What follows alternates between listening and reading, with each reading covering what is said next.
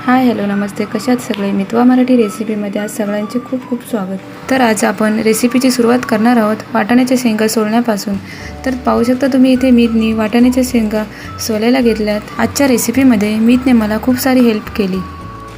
जर प्रत्येक सणाला आपण पुरणपोळीचा स्वयंपाक करतोय तर पुरणपोळ्या करून आणि पुरणपोळ्या खाऊन जर कंटाळा आला असेल तर आज जी मी रेसिपी करते ती करून नक्की पहा. तर पाहू शकता तुम्ही इथे भरपूर सारे मीतने वाटाण्याच्या शेंगा सोलून काढलेल्या आहेत. चला तर मग आज आपण कोणती रेसिपी करणार आहोत त्याकडे वळूया. तर आपण प्रथम एक मोठं खोलगट पसरट भांडण घेऊया. त्यामध्ये आपण इथे गव्हाचं पीठ 4 वाटी घेणार आहोत. इथे आपण मैद्याचा बिलकुल वापर करणार नाही, फक्त गव्हाच्या पिठाच्या आपण पुऱ्या कशा करायच्या ती आज आपण रेसिपी पाहणार आहोत.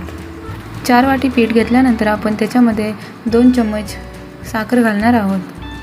तुम्हाला जर पाहिजे असेल तर इथे तुम्ही 1 चम्मच साखर घालू शकता, पण आपण इथे 4 वाटी गव्हाचं पीठ घेतलं आहे म्हणून आपण इथे 2 चम्मच साखर घालणार आहोत. त्यानंतर आपण त्याच्यामध्ये घालणार आहोत 1 चम्मच मीठ. त्यानंतर आपण गरम केलेले 4 चम्मच तेल पिठामध्ये पसरून घेणार आहोत. आता आपण तेल गरम घातलेलं आहे त्यामुळे पिठामध्ये लगेच हात घालायचं नाही. स्पूनच्या सहाय्याने आपण हे पीठ व्यवस्थित सगळं मिक्स करून घेऊ. अगदी रोज नको, पण सणासुदीला अशा टम्म फुगणाऱ्या पुऱ्या खायला पाहिजेत ना, तर मी सांगितलेल्या टिप्स वापरा आणि ज्या पद्धतीने मी पुऱ्या बनवते त्या पद्धतीने पुऱ्या बनवून पहा. किती छान पुऱ्या तयार होतील. आता आपण पिठामध्ये थोडं पाणी घालून पीठ मळून घेऊया. इथे मी सांगितलेल्याप्रमाणे तुम्ही सगळं साहित्य वापरा, पीठ मळून घ्या. बघा पुऱ्या कशा व्यवस्थित टम्म फुगतील आणि कडकसुद्धा होणार नाही. सकाळी जर पुऱ्या बनवल्या तर संध्याकाळपर्यंत त्या व्यवस्थित नरम राहतील. चला आता थोडं पाणी घालून आपण हे पीठ व्यवस्थित सगळं मिक्स करून घेऊ. जर सणासुदीला पुरी भाजीचा स्वयंपाक करायचं ठरलं तर आपण प्रथम पुरीचं पीठ तयार करण्यापासून सुरुवात करणार आहोत. म्हणजे पीठ जेवढं जास्त मुरेल तेवढ्या पुऱ्या छान तयार होतात. आपल्याला इथे पुरीचं पीठ हे जवळजवळ अर्धा ते पाऊण तास मुरायला ठेवायचं आहे. असा व्यवस्थित पिठाचा गोळा तयार झाल्यानंतरच आपण आता इथे तेल वापरणार आहोत. तर पाहू शकता तुम्ही इथे हाताचं पीठसुद्धा निघून गेलेलं आहे. मी सांगितलेल्या पद्धतीने पीठ मळून पहा, हाताला जास्त चिकटसुद्धा पीठ राहणार नाही. आणि तुम्ही इथं पाहू शकता ज्या भांड्यात आपण पीठ मळते ते सुद्धा भांडं असं वाटत नाही त्यामध्ये पीठ मळलेलं आहे. आता पीठ मळून झाल्यानंतर जो पिठाचा वरचा भाग आहे त्याच्यावरती तेल लावून आपण झाकण ठेवून आता हे पीठ मुरायला ठेवू. इकडे मी पीठ मळत होते तोपर्यंत मीतने खूप सारा वाटाणा सोलून घेतला होता. आता आपण त्याची भाजी करायची तयारी करू. तर आपल्याला त्यासाठी लागणार आहेत काही कोरडे मसाले आणि कांदा आणि टोमॅटो. तर आपल्याला इथे 2 मीडियम आकाराचे कांदे आणि 3 टोमॅटो, 1 हिरवी मिरची आणि एका प्लेटमध्ये स्वच्छ धुवून घेतलेली कोथिंबीर आणि काही कोरड्या मसाल्यांचा आपण इथे वापर करणार आहोत. चला आता प्रथम आपण इथे कांदा चिरून घेऊ. व्हिडिओमध्ये दाखवते त्या पद्धतीने आपल्याला इथे बारीक कांदा चिरून घ्यायचा आहे. जास्त मोठा कांदा चिरून घ्यायचा नाही. कांदा चिरून झाल्यानंतर आपण इथे टोमॅटोसुद्धा असेच बारीक चिरून घेणार आहोत. टोमॅटो चिरून झाल्यानंतर आपण लसूण सोलून घेतला. कांदा आणि टोमॅटो चिरून झाल्यानंतर आपण इथे लसूण सोलून घेणार आहोत. इथे आपण 7 ते 8 लसणाच्या पाकळ्या खलबत्त्यामध्ये घेतल्या. त्याचबरोबर अर्धा इंच अद्रकचा तुकडा सोलून स्वच्छ धुवून किसणीच्या सहाय्याने आपण तो आता किसून घेणार आहोत. चला तर मग अद्रक किसून झाले. आता आपण इथे खलबत्त्याच्या सहाय्याने अद्रक आणि लसूणची ओबडधोबड पेस्ट करून घेऊ. अशा पद्धतीने पेस्ट केल्यामुळे भाजीला त्याचा सुगंध खूप छान राहतो. आता आपण फोडणीची तयारी करू. त्यासाठी गॅसवर कढई ठेवली आणि त्याच्यामध्ये 3 पळी तेल घातले. तेल व्यवस्थित गरम झाल्यानंतर आपण त्याच्यामध्ये घालणार आहोत काही खडे मसाले. खडे मसाले थोडं तडतडल्यानंतर आपण त्याच्यामध्ये घालणार आहोत बारीक चिरलेला कांदा, त्याचबरोबर बारीक चिरलेला टोमॅटो. आता हे मिश्रण सगळं व्यवस्थित मिक्स करून घेऊ. ते आपण गॅसची फ्लेम फास्ट ठेवून कांदा आणि टोमॅटो व्यवस्थित फ्राय करून घेऊ. आणि टोमॅटो फ्राय होते तोपर्यंत आपण इथे राईसची तयारी करू. त्यासाठी मी कुकरच्या भांड्यामध्ये 1 ग्लास इंद्रायणी तांदूळ घेतले. तांदूळ निवडायची गरज नव्हती म्हणजे त्याच्यामध्ये काही कचरा नव्हता. आता आपण ते 2 ते 3 वेळा स्वच्छ पाण्याने धुवून घेणार आहोत. 2 ते 3 वेळा तांदूळ स्वच्छ धुवून झाल्यानंतर आता आपण त्याच्यामध्ये घालणार आहोत पाणी. आता पाणी किती घालायचं तर 1 ग्लास तांदूळ घेतले म्हणून आपण इथे 1.5 ग्लास पाणी घालणार आहोत. आणि त्याचबरोबर आपण 1 चम्मच मीठ घातले आणि व्यवस्थित मिक्स करून घेऊ. आता लगेच कुकरच्या डब्यामध्ये जाळी टाकून त्यामध्ये जाळी बुडेल इतके 1 ग्लास पाणी घातले आणि त्यानंतर मग तांदूळ धुतलेला कुकरचा डबा आपण त्याच्यामध्ये घालणार आहोत आणि मग लगेच झाकण लावून घेऊ. गॅस फुल ठेवून आपण कुकरच्या 3 शिट्ट्या देऊन आता भात शिजवून घेऊ. तोपर्यंत इकडे आपला कांदा व्यवस्थित फ्राय झालेला आहे. तर पाहू शकता तुम्ही कांदा व्यवस्थित लाल झाला आहे. कांदा व्यवस्थित लाल झाल्यानंतर आपण त्याच्यामध्ये जी अद्रक लसूणची ओबडधोबड पेस्ट केली होती ती घालणार आहोत. तर पहा इथे एवढा वाटाणा सोलून घेतलेला होता. आता तो स्वच्छ पाण्याने धुवून घेऊ.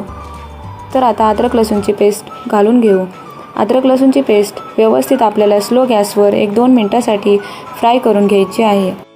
अद्रक लसूण पेस्ट व्यवस्थित फ्राय करून झाल्यानंतर आपण त्याच्यामध्ये घालणार आहोत अर्धा चमच हळद, त्यानंतर 1 चमच धना पावडर, त्यानंतर अर्धा चमच मिरची पावडर घालणार आहोत, त्यानंतर थोडं चिमूटभर हिंग घालणार आहोत आणि चवीनुसार मीठ, म्हणजे आपण इथे 1 चमच मीठ घातलं आहे. आता हे मिश्रण सगळं स्लो गॅसवरच आपल्याला थोडं फ्राय करून घ्यायचं. त्यानंतर स्वच्छ धुतलेला जो वाटाणा होता तो आपण त्याच्यामध्ये घालणार आहोत. आता वाटाणासुद्धा मसाल्यांमध्ये व्यवस्थित मिक्स करून घेऊ. गॅसची फ्लेम स्लो ठेवूनच कढईवर झाकण ठेवून 1-2 मिनटासाठी हा वाटाणा आपण शिजवून घेणार आहोत. 2 मिनटं झालेली आहेत. आता वाटाणा थोडं हलवून घेऊ. अशा प्रकारे आपण थोडी वाफ दिल्यावर वाटाणा असा पाणी लागत नाही, म्हणजे वाटाण्यामध्ये सुद्धा मसाल्याचं प्रमाण उतरतं आणि वाटाणा वेगळा आणि मसाला वेगळा अशी टेस्ट लागत नाही. आता परत आपण कढईवर झाकण ठेवून 1-2 मिनटासाठी वाटाणा शिजवून घेऊ. 2 मिनटं झालेले झाकण काढून वाटाणा थोडा हलवून घेऊ. आता वाटाणा व्यवस्थित हलवून झाल्यानंतर आपण त्याच्यामध्ये घालणार आहोत 2 ग्लास गरम केलेलं पाणी. इथे आपण ओला वाटाणा वापरला आहे तरीसुद्धा आपण भाजी शिजवताना गरम पाणी वापरले. गरम पाणी वापरल्यामुळे भाजीला छान चव येते. आता परत आपण गॅस स्लो ठेवून कढईवर झाकण ठेवून 5 मिनटासाठी हा वाटाणा शिजवून घेऊ. 5 मिनटं झालेली आहेत. आता वाटाणा शिजला आहे की नाही ते चेक करू. तर वाटाणा पाहू शकता तुम्ही इथे थोडा शिजलेला आहे. आता आपल्याला त्याच्यामध्ये घालायचा आहे सुहाना पनीर मसाला. आता आपण भाजीमध्ये सुहाना पनीर मसाला 1 चमच घालून घेऊ. आता परत हलवून घेऊन झाकण ठेवून आपण स्लो गॅसवर 1-2 मिनटासाठी शिजवून घेणार आहोत. 2 मिनटात आता भाजी आपली तयार होईल. तोपर्यंत आपण जो कुकरमध्ये भात लावला होता त्याच्या 3 शिट्ट्या झाल्यावर आपण गॅस बंद करून आपला भात तयार होईल. 2 मिनटं झालेली आहेत. झाकण काढून पाहू. भाजी आता व्यवस्थित शिजलेली आहे. थोडं हलवून घेऊ. आता आपण भाजीमधला वाटाणा आता व्यवस्थित शिजला आहे की नाही ते चेक करू. तर पाहू शकता तुम्ही वाटाणा इथे व्यवस्थित शिजला आहे. चला तर मग वाटाण्याची भाजी पण तयार झाली आणि तिकडे एका बाजूला राईससुद्धा तयार झाला. आता आपण स्वच्छ धुतलेली कोथिंबीर त्याच्यामध्ये घालून घेऊ. आता व्यवस्थित मिक्स करून घेऊ. आता आपली भाजी तयार झालेली आहे. आता आपण कढईवर झाकण ठेवून गॅस बंद करून भाजी साईडला ठेवू. आता आपण पुऱ्या लाटायला घेऊ. त्यासाठी जे पीठ आपण मुरायला ठेवलं होतं ते अगोदर आपण थोडं मळून घेणार आहोत. 5 मिनटं तरी आपण तेल हाताला लावून हे पीठ आपण व्यवस्थित मळून घ्यायचं आहे. पीठ व्यवस्थित मळून झाल्यानंतर आपण त्याचे अगोदरच छोटे छोटे गोळे तयार करून घेऊ. तर पाहू शकता तुम्ही आपण इथं गव्हाचं पीठ 4 वाटी घेतलं तर त्याचे मीडियम आकाराचे 6 गोळे तयार झालेले आहेत. आता आपण ते एका प्लेटमध्ये साईडला काढून ठेवू. आता आपण पुरीसाठी लागणारी 1 चपाती लाटायला सुरुवात करू. आपण कोरडं पीठ लावून लाटण्याच्या सहाय्याने याची एक जाड चपाती करून घेऊ. व्हिडिओमध्ये दाखवते त्या पद्धतीने हलक्या हाताने आपण चारही बाजूने चपाती लाटून घेणार आहोत. आपण ज्या रोज चपात्या करतो त्या पद्धतीनेच आपल्याला ही चपाती करायची आहे, पण जास्त पातळ करायची नाही. आपल्याला थोडी इथे ही चपाती जाड ठेवायची आहे. मीडियम आकाराच्या वाटीच्या सहाय्याने इथे छोट्या छोट्या पुऱ्या तयार करून घेऊ. तर पाहू शकता तुम्ही एका चपातीमध्ये 5 पुऱ्या तयार झालेल्या आहेत. आता हलक्या हाताने आपण या पुऱ्या काढून घेऊ. इथे आपण सर्व पुऱ्या प्रथम लाटून घेणार आहोत, त्यानंतरच आपण पुऱ्या तळायला सुरुवात करणार आहोत. आता या तयार झालेल्या ज्या पुऱ्या आहेत त्या आपण एका न्यूजपेपरवर काढून ठेवू. ठेवताना अशा पद्धतीने ठेवायच्या पुऱ्या की त्या एकमेकांना चिटकणार नाहीत. आता आपण दुसरी चपाती लाटायला सुरुवात करू. पहिली चपाती लाटली त्या पद्धतीनेच आपण ही चपातीसुद्धा अशीच लाटणार आहोत, म्हणजे थोडी जाड ठेवणार आहोत.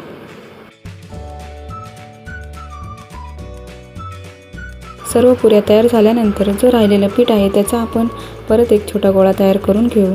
ज्या आपण पहिल्यांदा पुऱ्या तयार केल्या होत्या त्यातलं राहिलेलं पीठ आणि दुसऱ्यांदा पुऱ्या तयार केल्या त्यातलं राहिलेलं पीठ दोन्ही एकत्र करून आता त्याची चपाती लाटायला घेऊ.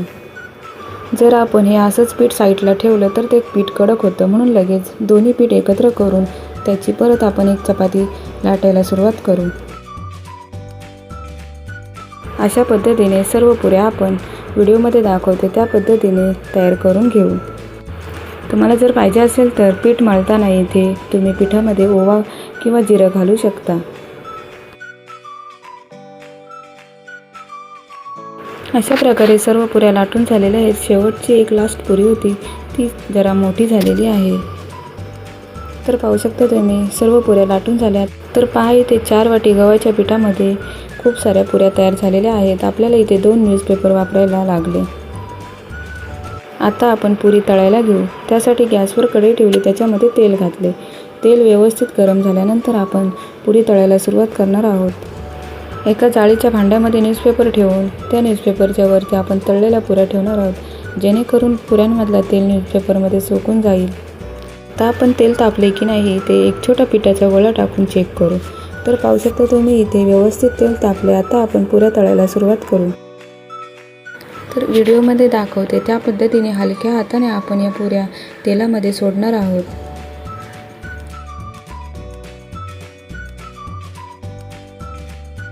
तर पाहू शकता तुम्ही इथे पुऱ्या किती व्यवस्थित टम्म फुगलेल्या आहेत.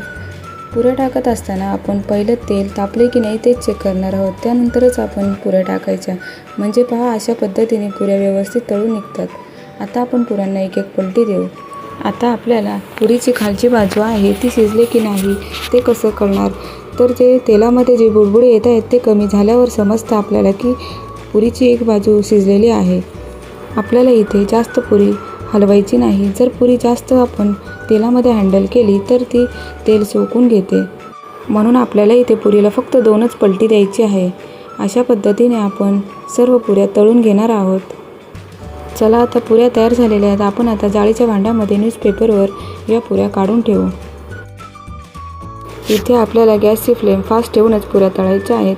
तेलामध्ये पुऱ्या टाकल्या पाहू शकता तुम्ही किती मस्त टम्म फुगत आहेत. आता आपण त्या झाऱ्याच्या सहाय्याने पेपरमध्ये काढून घेऊ. एका झाऱ्यामध्ये फक्त 4 पुऱ्या बसतात, म्हणून आपण इथे 4 पुऱ्या तळून घेणार आहोत. पाहू शकता तुम्ही इथे पुरी किती छान मस्त फुगलेली आहे. तुम्हाला जर ही रेसिपी आवडली असेल तर लाईक करा, चॅनलला सबस्क्राईब करा. सबस्क्राईब केल्यानंतर बेल आयकॉनवर क्लिक करायला मात्र विसरू नका. ऑलवर क्लिक करा म्हणजे मी तयार केलेली प्रत्येक रेसिपीची नोटिफिकेशन सगळ्यात अगोदर तुम्हाला येईल. तुम्ही जर चॅनलवर नवीन असाल तर लाईक आणि सबस्क्राईब नक्की करा, कारण नवीन यूट्यूबरसाठी तुमचे एक लाईक एक सबस्क्राईब लाख मोलाचे असते. तर पाहू शकता तुम्ही इथे सर्व पुऱ्या तळून झालेल्या आहेत. किती छान मस्त टम्म फुगलेल्या आहेत. चला तर मग आपला सणासुदीला लागणारा स्वयंपाक तयार झालेला आहे. तर पाहू शकता तुम्ही इथे आपण जो स्वयंपाक केलेला आहे त्याचं ताट रेडी केलेलं आहे. तुम्हाला जर पाहिजे असेल तर तुम्ही इथे मुगाच्या डाळीचं वरण ॲड करू शकता. ज्यावेळी आपण कुकरमध्ये भाताचा डबा लावला त्यावेळेस आपण त्याच्या डब्यावरती एक डाळीचा डबा लावू शकतो आणि वरण तयार करून घेऊ शकतो. आहे की नाही झटकन आणि पटकन होणारी रेसिपी. सणासुदीला आपण ही रेसिपी तयार करू शकतो. ओल्या वाटाण्याची भाजी, त्यासोबतच श्रीखंड आणि पुरी आणि त्यासोबतच इंद्रायणी राईस. बघा किती छान आणि सुंदर रेसिपी आहे ना. जर प्रत्येक सणाला पुरणपोळी खाऊन आणि करून कंटाळा आला असेल तर श्रीखंड, पुरी आणि भात आणि वाटाण्याची भाजी कशी तयार करायची ती आज आपण या व्हिडिओमध्ये शिकलो. तुम्हीसुद्धा या पद्धतीने रेसिपी करून पहा आणि कसं झालं ते कमेंट करून नक्की सांगा. तर पहा इथे आपण श्रीखंड पुरीचा बेत केला. तर पाहू शकता तुम्ही लहान मुलेसुद्धा श्रीखंड पुरी आवडीने खातात. अशाच मस्त चमचमीत, झणझणीत आणि गोड रेसिपीसाठी मितवा मराठी रेसिपीला सबस्क्राईब करा आणि त्याचबरोबर बेल आयकॉनवर क्लिक करा. इथे आपण मैदा न वापरता फक्त गव्हाच्या पिठाचा वापर करून कशा टम्म फुगणाऱ्या पुऱ्या आणि संध्याकाळपर्यंत नरम राहणाऱ्या पुऱ्या कशा करायच्या ते आज आपण इथे पाहिलं. शकता तुम्ही मितलासुद्धा श्रीखंड पुरी आणि वाटाण्याची भाजी ही आजची रेसिपी खूप आवडली. तो खूप आवडीने खातो. अशा प्रकारे तुम्ही ही रेसिपी तयार करून हेल्दी आणि पौष्टिक रेसिपी लहान बाळांना खाऊ घालू शकता. हरभऱ्याच्या डाळीची आपण पुरणपोळी करतो, पण हरभऱ्याची डाळ थोडी पचायला अवघड असते, म्हणून आपण इथे हेल्दी आणि पौष्टिक रेसिपी लहान बाळांना कशी खाऊ घालता येईल ते पाहिलं.